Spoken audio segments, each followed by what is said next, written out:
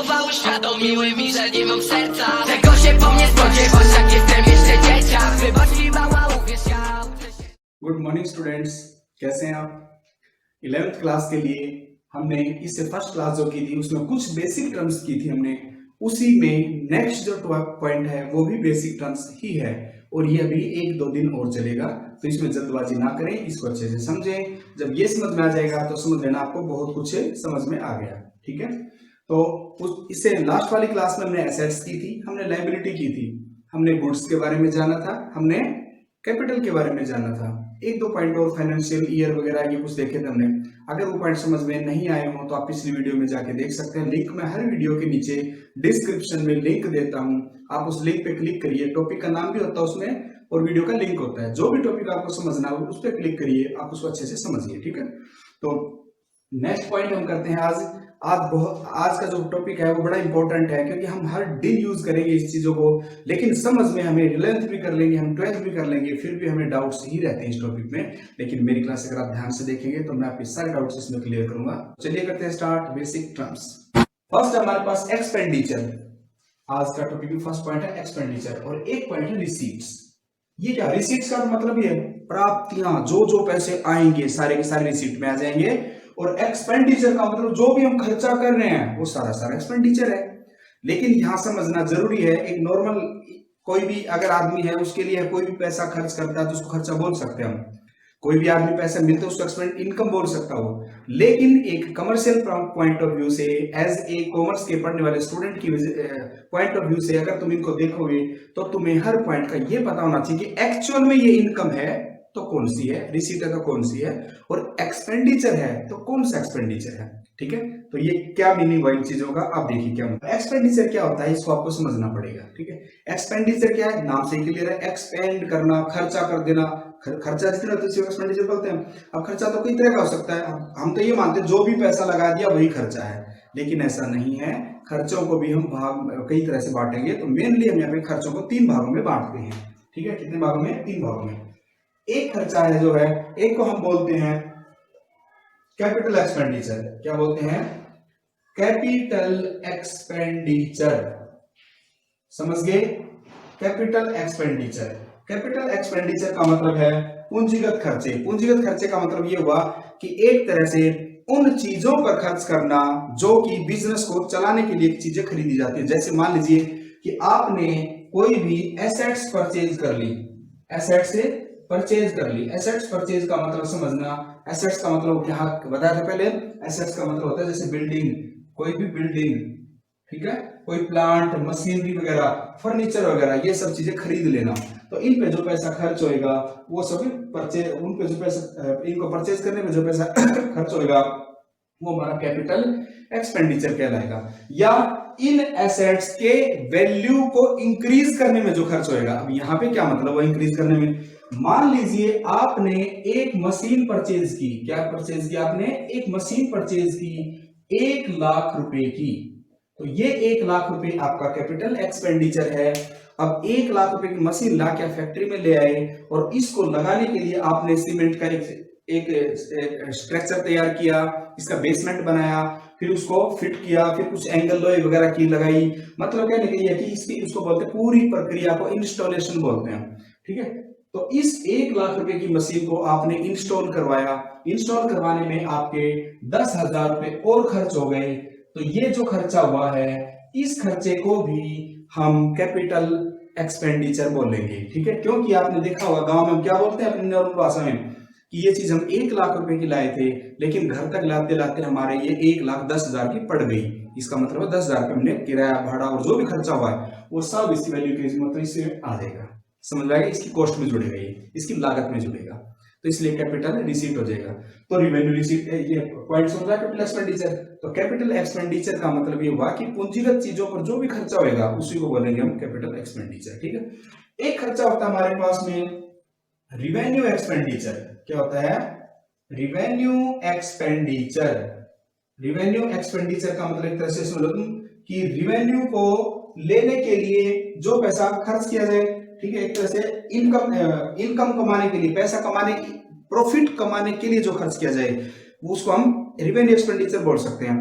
और अगर इसको और देसी भाषा में अगर आप समझो तो इतना समझ लो तुम कि रेवेन्यू एक्सपेंडिचर वो एक्सपेंडिचर होता है जो हमें एक फाइनेंशियल ईयर में खर्च किया जाता है, उसके प्रॉफिट उस खर्च किया जाता है और उसका प्रॉफिट जो मिलना होता है हमें उसी साल में मिल लेता है।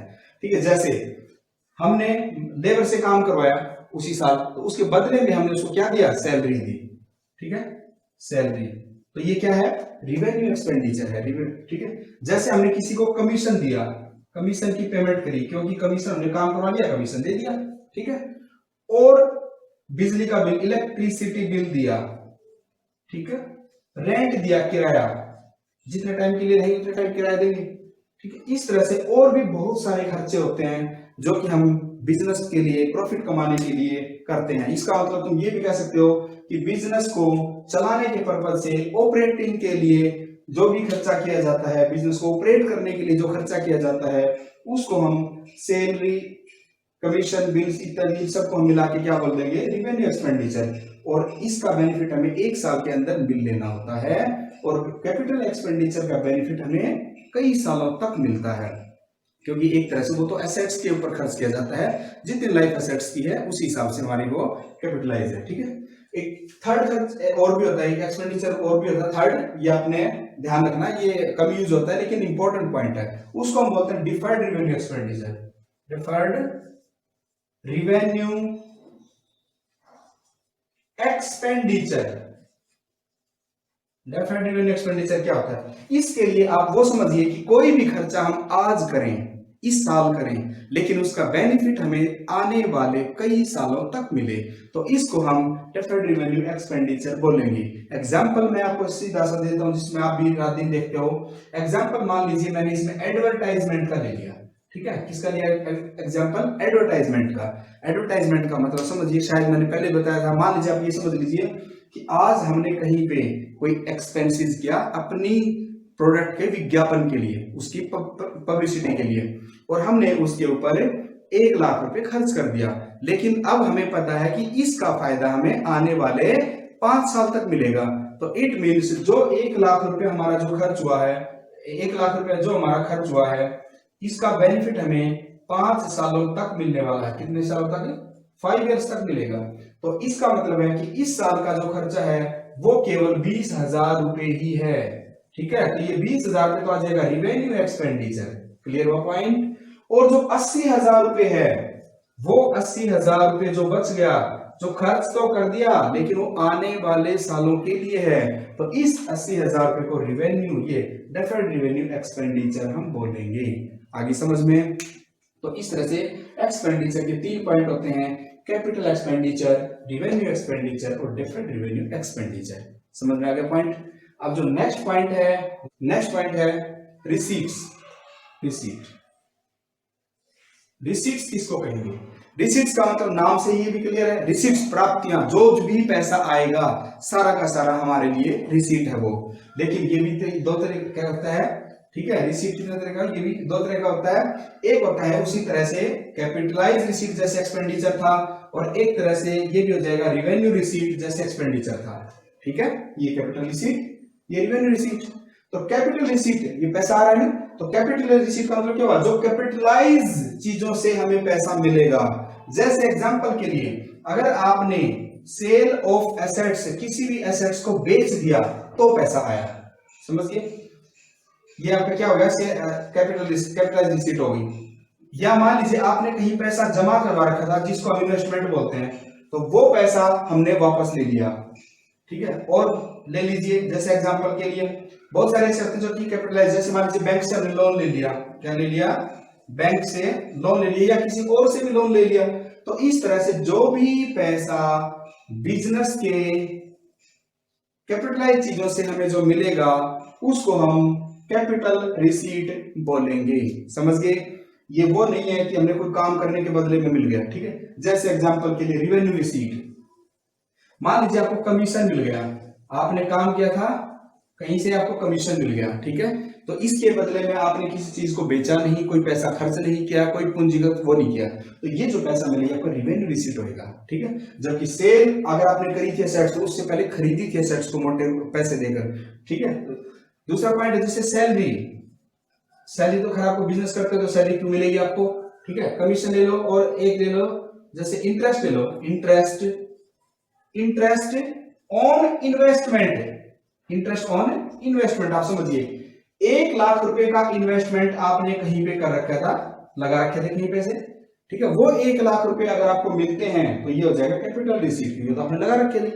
लेकिन उसके ऊपर आपको मान लीजिए 2,000 रुपए का ब्याज भी मिला, इंटरेस्ट मिला, तो ये जो 2,000 रुपए है, ये 2,000 रुपए आपका क्या कहलाएगा, ये 2,000 रुपए आपका इंटरेस्ट ऑन इन्वेस्टमेंट है। इस 1,00,000 रुपए के ऊपर 2,000 रुपए जो कमाए हैं ये आपकी इनकम है, तो ये रिवेन्यू रिसीट कहलाएगी। क्लियर हो पॉइंट। तो कैपिटलाइज रिसीट का मतलब है कैपिटलाइज चीजों के बदले में जो पैसा मिले, ठीक है। और रिवेन्यू रिसीट का मतलब है जो कैपिटलाइज को छोड़कर एक तरह से जो हम इसको अपनी इनकम बोल सकते हैं, ठीक है, लेकिन उसमें कुछ डिफरेंस है। ये टोटली इनकम होती है हमारी, ये क्या होती है, रिवेन्यू रिसीट का मतलब टोटली इनकम समझ लो तुम, समझ गए। तो ये तो आता है प्रॉफिट एंड लॉस अकाउंट जब बनाएंगे, ये तुम्हें अभी पता नहीं क्या होता है, पर तुम समझ लो कि ये इनकम होती है, तुम ये समझ लो ये क्या होती है, इनकम्स। अब इनकम के लिए तो जब मैंने इनकम वर्ड लिख दिया तो आपको सारे पॉइंट क्लियर हो गए, इनकम का तो पता, तो किसको कहते हैं हम। और कैपिटल रिसीट ये इनकम नहीं है, ध्यान रखना ये इनकम नहीं है, ठीक है, ये रिवेन्यू है, जो भी पैसा आएगा ये कैपिटल रिसीट है, समझ गए।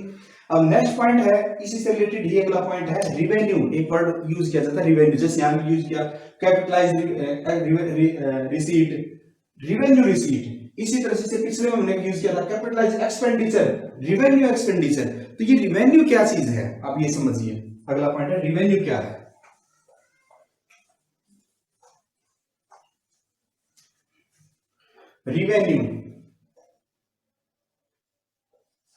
रिवेन्यू का मतलब होता है एक तरह से हम अपनी अगर देखेंगे तो उसको आगम बोलते हैं, क्या बोलते हैं, आगम। रिवेन्यू का मतलब है कि जो भी पैसा आएगा वो हमारे लिए रिवेन्यू है, समझ में आ गई। एक होता है इनकम, इनकम भी तो आती है, लेकिन ध्यान रखना दोनों में डिफरेंस होता है। क्या डिफरेंस होता है आप समझिए, एक रिवेन्यू और एक इनकम, एक वर्ड है इनकम, दोनों में क्या डिफरेंस है। एग्जांपल के लिए आपने किसी भी प्रोडक्ट को बेच दिया, माल को बेच दिया और आपने 1,00,000 रुपए प्राप्त कर लिए, तो 1,00,000 रुपए जो मिले हैं आपको वो आपका रिवेन्यू है। क्या है ये, रिवेन्यू। तो जो सेल कर दिया आपने ये आपकी क्या है, रिवेन्यू है, समझ में आ गया। लेकिन इस 1,00,000 रुपए के माल से जो आप 1,00,000 रुपए जो आपने माल बेच के मिले हैं, उस माल को आपने 80,000 में खरीदा था, 5,000 रुपए उसके ऊपर खर्च भी हुए हैं, मतलब 85,000 रुपए का टोटल उस पर खर्चा हो चुका है। तो एक तरह से अगर 1,00,000 में से मैं 85,000 85,000 कम कर दूं तो मेरे पास जो 15,000 रुपए बचे हैं ये इनकम है, समझ में आ गया डिफरेंस। रिवेन्यू और इनकम दोनों में डिफरेंस क्या होता है, हो गया क्लियर, ठीक है। इनकम का मतलब जो भी हमें मिला है उसमें जो हमने खर्चा कर दिया वो माइनस कर दो, बचा हुआ सारी इनकम है। और इस तरह से रिवेन्यू का मतलब है जो भी पैसा मिल गया, भले चाहे मान लीजिए 1,00,000 का था, जबकि हमने इसको खरीदा था मान लीजिए 1,20,000 रुपए में, तो इनकम तो रिवेन्यू तो 1,00,000 ही है, लेकिन यहाँ पे इनकम जीरो, क्योंकि 1,20,000 में किसी चीज को खरीदा है हमने, तो 1,00,000 रुपए बेच दिया तो 20,000 तो घाटा हो गया, वह इनकम नहीं, वह उल्टा लॉस हो गया, वह उल्टा नुकसान हो गया, समझ में आ गया पॉइंट। तो ये था भैया आपका रिवेन्यू से रिलेटेड। और चलते हैं पॉइंट, देखिए हम बहुत सारे पॉइंट क्लियर करेंगे आज, आपको समझने पड़ेंगे सारे पॉइंट, ठीक है। इसके अलावा आपके पास कोई ऑप्शन नहीं है, समझने ही पड़ेंगे। जैसे एक पॉइंट आपके पास में, कल मैंने गुड्स वर्ड यूज किया था, क्या यूज किया था, गुड्स, और एक वर्ड यूज किया था सेल, एसेट्स। इन पॉइंटों को ध्यान से समझना, मैं एक बहुत मोटा डिफरेंस बता रहा हूं दोनों में, ठीक है। गुड्स का मतलब बताया था मैंने, किसी भी कोई भी प्रोडक्ट में जो भी आदमी अपना व्यापार करता है उसको हम गुड्स बोलते हैं। तो जब भी गुड्स को बेचा जाएगा या खरीदा जाएगा तो वहां पे वर्ड यूज होएगा सेल और परचेज, क्लियर। तो इसका मतलब है परचेज एक होता है, अगला वर्ड आ गया तुम्हारे पास में परचेज, और परचेज का मतलब होता है जब भी किसी गुड्स को खरीदा जाता है तो उसको परचेज, यहाँ परचेज हिंदी मतलब खरीदना, बाय करना, वो नहीं है, यानी वर्ड ही परचेज यूज करेंगे हम। जैसे हमने एसेट्स, रिवेन्यू, एक्सपेंडिचर, इसी तरह से परचेज एक वर्ड है, ठीक है, ना कि उसकी हिंदी इंग्लिश, समझ गए। तो गुड्स को जब भी खरीदा जाएगा तो उसके लिए परचेज वर्ड यूज करेंगे, और गुड्स को जब भी बेचा जाएगा तो उसके लिए सेल्स वर्ड यूज करेंगे। क्या यूज करेंगे, सेल्स वर्ड यूज करेंगे, याद रखना ये बात, समझ गए। जब भी किसी एसेट्स को खरीदा या बेचा जाएगा तो उसके लिए परचेज वर्ड यूज नहीं होगा और सेल्स वर्ड यूज नहीं होगा। दोनों ही केस में एसेट्स वर्ड का ही हम यूज करेंगे, ठीक है। जैसे मैं कहूंगा माल खरीदा, तो वहां पे माल, जब भी माल बोलेंगे ना गुड्स, समझ लेना खरीदा तो परचेज लिखा जाएगा, कहीं भी लिखेंगे।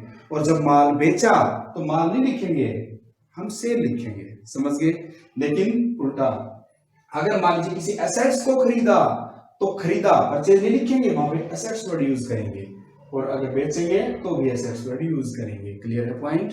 अगला पॉइंट, अगर जब भी परचेज करेंगे तो परचेज दो तरह की हो सकती है, नगद में भी हो सकती है और उधार भी हो सकती है। नगद और उधार, एक कैश परचेज और दूसरी को बोलते हैं क्रेडिट परचेज। क्या बोलते हैं? क्रेडिट परचेज, उधार। नगद में खरीदा गया माल, क्रेडिट परचेज का मतलब उधार में खरीदा गया माल। नगद में जब भी खरीदेंगे तो पैसे आएंगे, क्या आएंगे? पैसे। अगर नगद में पैसा देगा तो, अगर वो आदमी ने चेक वगैरह काट के दिया तो हमें बैंक में पैसे जाएंगे, बैंक बोलेंगे इसको। और क्रेडिट परचेज का मतलब है कि अगर माल उधार खरीदा है तो उसको क्रेडिट में, इसका मतलब हमने किससे खरीदा है, उस आदमी को पैसे देने हैं, और जिसको देने होते हैं उसको हम क्या बोलते हैं? क्रेडिटर। ये मैं पहले बता चुका हूं, क्रेडिटर। समझ में आया पॉइंट। नेक्स्ट पॉइंट है सेल। सेल को भी उसी तरह से, एक होता है ये कैश सेल और एक होता है हमारे पास में क्रेडिट सेल। क्या होती है? Credit sale. और कैश सेल्स का मतलब नगद माल बेच देना और क्रेडिट सेल्स का मतलब होता है उधार माल बेच देना। और जब भी माल उधार बेचेंगे तो इसका मतलब है हमने सामने वाले से पैसे लेने हैं, सामने वाला हमें पैसे देगा, मतलब हमारा देनदार है वो, मतलब डेटर है वो, ठीक है। तो एक वर्ड ये भी है साथ में। क्लियर? हम यहाँ पे वर्ड्स क्लियर कर रहे हैं कि एक्चुअली वर्ड का मीनिंग क्या है, लेकिन एक स्टोरी की तरह, ताकि आपको क्लियर हो जाए, ठीक है। अगला पॉइंट है, एक पॉइंट और साथ में, परचेज। अगर हमने कोई माल खरीदा है और अगर हम उस माल को वापस कर दें कि भैया ठीक नहीं है, इसकी क्वालिटी अच्छी नहीं है, या हमने जो मांगा था उसके अकॉर्डिंग नहीं है, कोई भी रीजन हो सकता है, तो उसको हम परचेज रिटर्न बोलेंगे। क्या बोलेंगे? Purchase return, RETURN, purchase return, ठीक है। और इसी तरह से अगर कोई माल हमने बेचा है और सामने वाला कस्टमर हमें वापस दे देता है तो उसको सेल्स रिटर्न बोलेंगे। क्लियर हुआ पॉइंट? याद रखना ये पॉइंट, ठीक है। तो आज आपको इनकम हो गई, रिवेन्यू हो गया, गुड्स हो गया, परचेज पर ये पॉइंट हो गए, ठीक है। और आगे चलते हैं, देखिए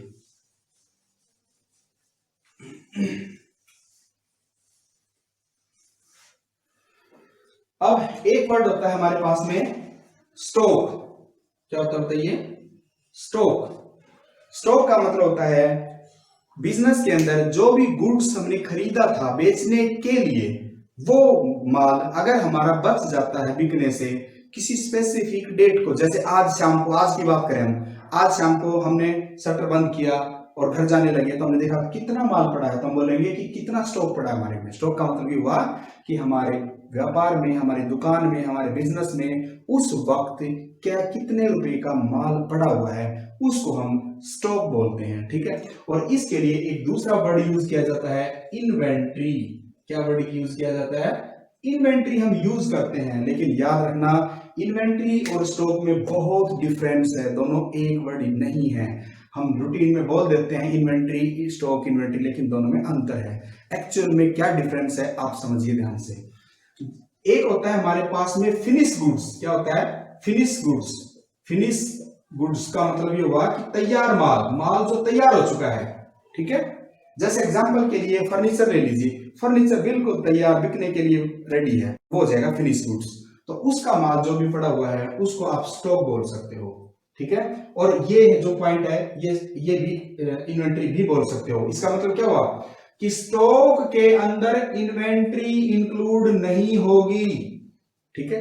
स्टॉक के अंदर इन्वेंट्री इंक्लूड नहीं होगी, लेकिन इन्वेंट्री के अंदर स्टॉक इंक्लूड होगा, ठीक है। क्यों होगा? अब एक पॉइंट और क्लियर करते हैं, फिर क्लियर हो गया पॉइंट।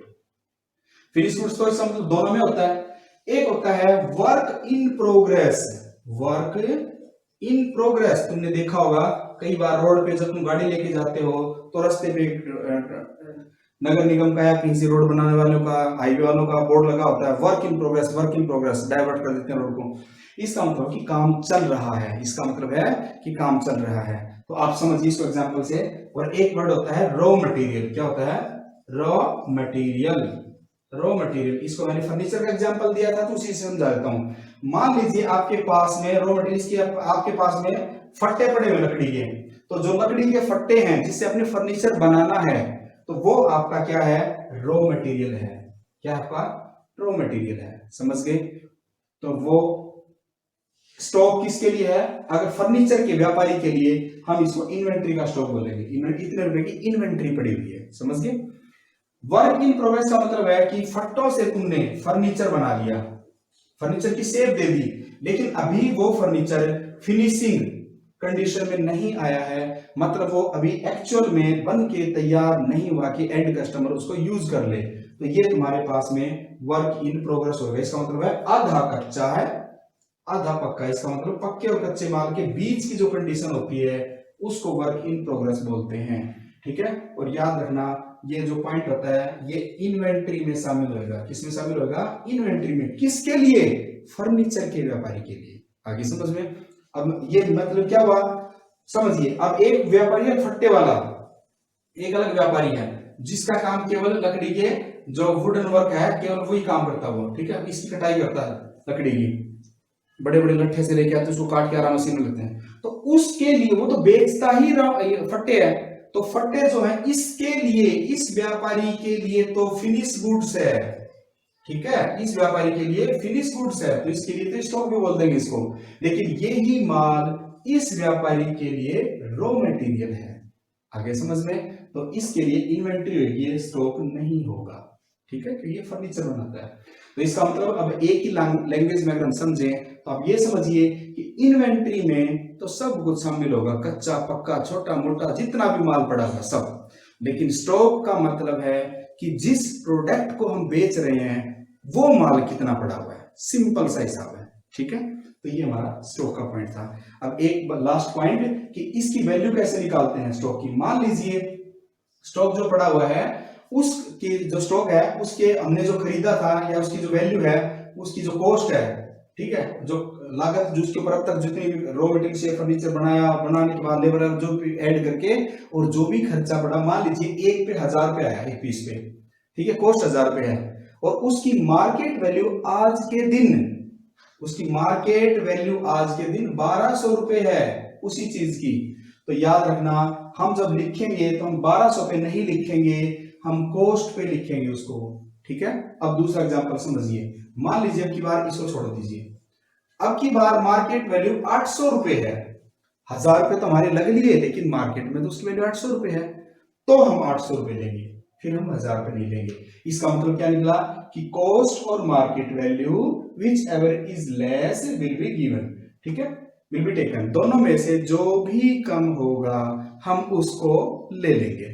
क्लियर हो पॉइंट? दोनों में से जो भी कम होगा उसको 1000 रुपए और 1200, इसमें 1000 कम था तो हमने 1000 रुपए पे लिया, 1000 रुपए 800 रुपए पे और 800 कम था तो हमने 800 रुपए पे लिया।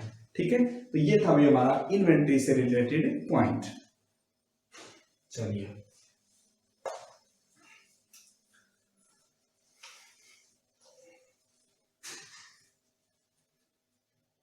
अब देखते हैं नेक्स्ट पॉइंट। एक पॉइंट होता है, मैं वर्ड्स यूज करूंगा बार बार, जो भी वर्ड बताऊंगा आपको 2-3 क्लासों में क्लियर होंगे, ये आपको यही समझने हैं, यही हमारे लिए इंपॉर्टेंट है। ठीक है? एक वर्ड होता है हमारे पास में डिस्काउंट। क्या वर्ड यूज होता है? डिस्काउंट। ये बहुत समझना जरूरी है, आप तो तुमने देखा होगा जगह पे जहां भी देखो चल देते हो घर वालों से पैसे लेके कि छूट लगी हुई है, सेल लगी हुई है, डिस्काउंट। तो समझ गए नाम से ही, discount 80% flat discount, 20% flat discount. तो ये डिस्काउंट का एक्चुअल में क्या मीनिंग होता है आप देखिए। डिस्काउंट जो होती है हमारे पास में कितनी तरह की होती है। एक डिस्काउंट होती है ट्रेड डिस्काउंट। क्या होती है? Trade discount. ठीक है? जिसको शॉर्टकट में टीडीबी बोलते हैं, ट्रेड डिस्काउंट। ठीक है? ये बिजनेस में ज्यादा टीडीबी बोलते हैं इसको।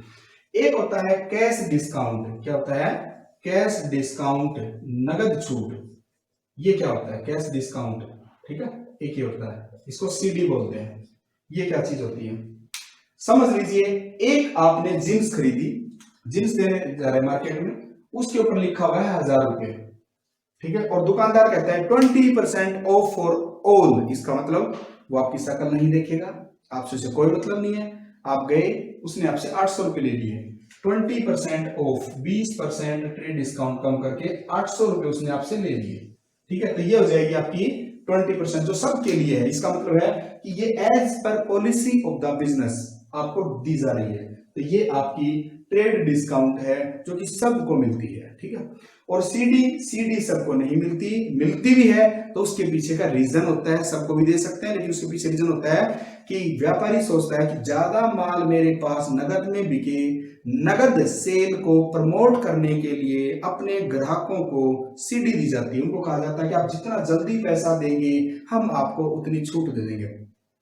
मान लीजिए राम नाम का आदमी 800 रुपए का माल ले गया, अब हम उसको कहते हैं भैया तू ऐसा कर, 800 रुपए नहीं, तू चाहे मेरे को यूं कर 10% और छूट ले ले।